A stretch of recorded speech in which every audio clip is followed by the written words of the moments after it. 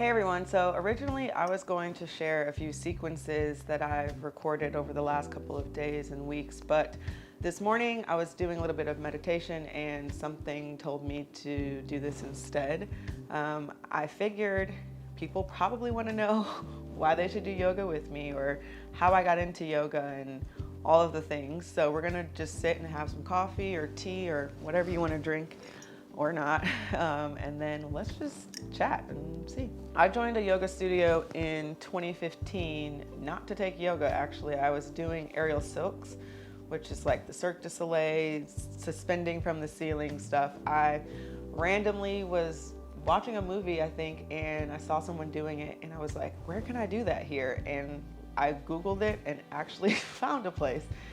So yeah, I joined that studio to do aerial silks, but I actually didn't take a yoga class there maybe until about a few months in, and I'm pretty sure it was like acro yoga, where it was yoga with your friends and you were like climbing on each other. That's probably not the best description, but that's what it felt like at the time. So I started doing yoga there, and then I kind of, once the silks stopped, I stopped doing yoga altogether. In 2018, I was working out a lot more in terms of like lifting and doing CrossFit things, and I decided to incorporate a little bit of yoga practice into my workout routine. It just really helped with relaxation and like my muscles, and they were tense and tight all the time. So that was something that really helped with that. In fall of 2018, I was really working out and trying to work up to competing in a CrossFit competition in the early winter of 19. So I started doing yoga a lot more then, but there was actually a program that I used that, to my knowledge, I think it's like targeted towards lifters and CrossFitters. So it worked perfectly well for what I was trying to do at the time, but it definitely had some elements of what I would call yoga in the program. So I was incorporating that with my workouts, and then 2019, I was doing this CrossFit stuff a lot more. I did a competition in early January, and after that, I kind of didn't really do yoga too much, to be honest. I take that back. In the spring of 2019, I started going to yoga a lot more just because I enjoyed it at that point. I wasn't doing it to help supplement or add to anything that I was already doing. It was just something that I kind of enjoyed. And there were different events going on in the community where I could go to yoga at the park, or just yoga, free community yoga was something that I was drawn to because it gave me an opportunity to try different styles without feeling like I was dishing out a lot of money or anything, which is not a bad thing, but it just gave me the opportunity to like try as many different styles as I wanted, or just different teachers. So I started doing community yoga and going to that in the spring of 19 and summer of 19. And then that was around the time that I developed a home practice. I really started doing it a lot more on my own. I would watch videos here and there, but I really just got on my mat and moved and did whatever felt comfortable or whatever I felt like my body needed at the time. And so I think my home practice developed just by me experimenting and not being afraid to just do weird things sometimes, let out noises, let out frustrations or just energy that was stagnant, because I think I was so used to holding all of that in. 2020 was when my yoga journey, if you want to call it that, really was amped up, and I really took it to the next level because I was at home. Like a lot of people, I had a lot more free time and a lot more just time to do things that I wasn't doing all of the time, and so I dedicated a lot of that time to practicing. I started trying to practice every morning or at least every day, since I didn't have to spend an hour in the car.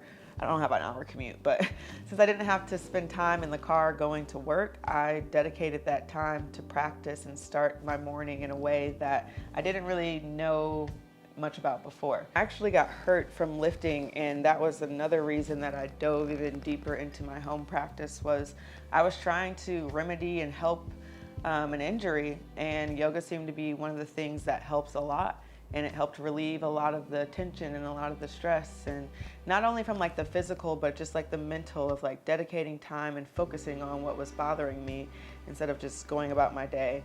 It's interesting when I think about it because I have always had some kind of interest in the body and just kinesiology and movement. I grew up dancing, and so I was always, I think, a little bit more aware of my body than most people, just because I was trained in a way that made me aware of my body.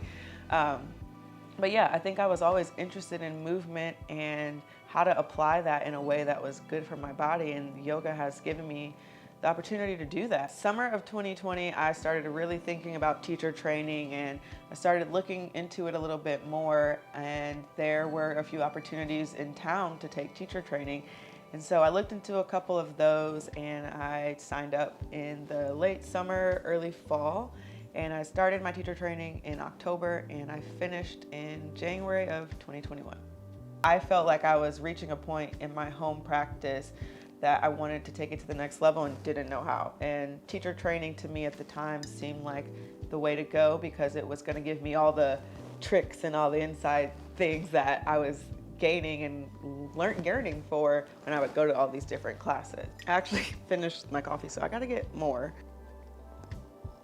If you're not sure where to start with your yoga practice or yoga journey, I would just say start by taking notice. Notice how your breath feels, notice how your body feels. Try moving around on a mat. You don't need necessarily the nicest mat out there. I think if you're looking for more from a physical aspect in yoga, just try different things. Try different styles, try different exercises, and just try and see what works for your body and go from there.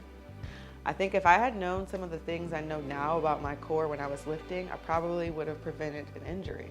So it's just that knowledge that I gained when I started to really look at yoga as a way to prevent and manage pain and injury was something that really helped me. I'm going to talk briefly just about some of the things that I use when I practice. Like I said, yoga to me is a lot more than just the physical postures and asana, but I'm still gonna just show you some things that make it easier if that's something you would like to start with, which I recommend. Yeah, so the first thing I'm gonna talk about are the mats that I have. I probably use this mat the most. This is like a 3mm reversible Lululemon mat. I won this mat by going to community yoga, actually. There was a giveaway, and it's been very useful in my practice. It has a lot of grip, so there's no slip.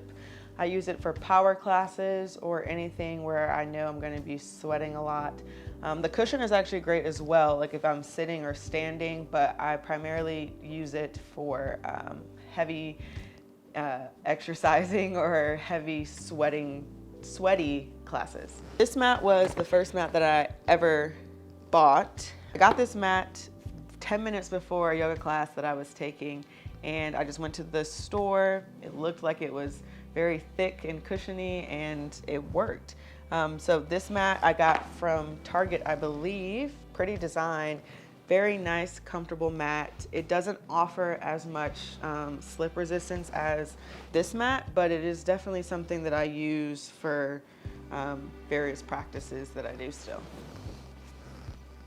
This mat I bought from Manduka when I was really diving deeper into my practice in 2019. I was like, I need a mat that I'm not gonna slip on and that looks nice and feels nice, and it was really important for me to have something that made me want to practice, and this helped. Not saying that everyone needs to do that, but yes, I bought this mat in 2019 when I was really diving deeper into my practice, and I was willing to invest a little bit more money than I did on that mat, the first one I bought. So I bought this mat from Manduka. It is one of their extra long mats, so it's longer than the typical yoga mat, which was great for me because I was practicing a lot outside, and I liked putting my stuff on the end of the mat and still being able to practice or even just stretch out a lot longer. So this mat is not reversible, but it does have a nice grip. It's not as grippy as this mat, but it still is a very comfortable mat to practice on. The other thing I use are my yoga blocks. I use them in just about every practice in some sort of way. My favorites so far that I've tried are these Manduka blocks. They come in various different colors. They are extremely firm, which for me provides a lot more support than some of those squishier ones. I've tried some cork ones, but these ones are definitely my favorite. I forgot about this mat, but I don't know how, because this mat goes with me when I travel. It's great because it folds up, and the way it folds up doesn't let the bottom of the mat touch the part that you practice on, which is nice if you are practicing on like wet grass, or that's usually what I'm practicing on when I use this mat. So this mat is great because it folds up very nicely. I can put it in a suitcase or a backpack, and it is very light. This mat isn't as grippy as this mat or the Manduka one, but it definitely provides a little bit more cushion and support and a little bit of slip resistance outside. So these things aren't necessarily yoga props or yoga tools, but these are props and tools that I use to release some muscle tension and fascia, get all of that blood pumping and flowing.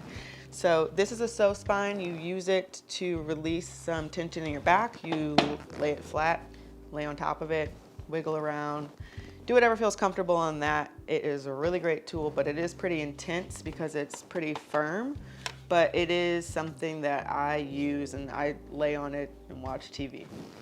So this foam ball is great for pressure points and really drilling in on certain areas. I like to use it on like my IT band on the outside and roll around on it, or sometimes my back, or wherever I really need it pretty much. It's nice, it's tiny. I pack it in my backpack, if I can, in my suitcase if I'm going somewhere. But this foam ball isn't as sturdy as some other ones that I've tried, but if you apply the right amount of pressure, it will feel pretty good. This foam roller is pretty great as well because it's one of those dual ones where this part comes out. You can't really use this outer shell without this piece in there, but the ridges on this feel amazing, and the indents in this feel money. Well, the indents in this feel great too. Well, I'm excited to share more with you all, and I'm looking forward to what this is gonna mean. I mean, when I started this channel, I wasn't quite sure. I knew that I wanted to start teaching, and I knew that this was a way to do that. But from here, let's see where we go.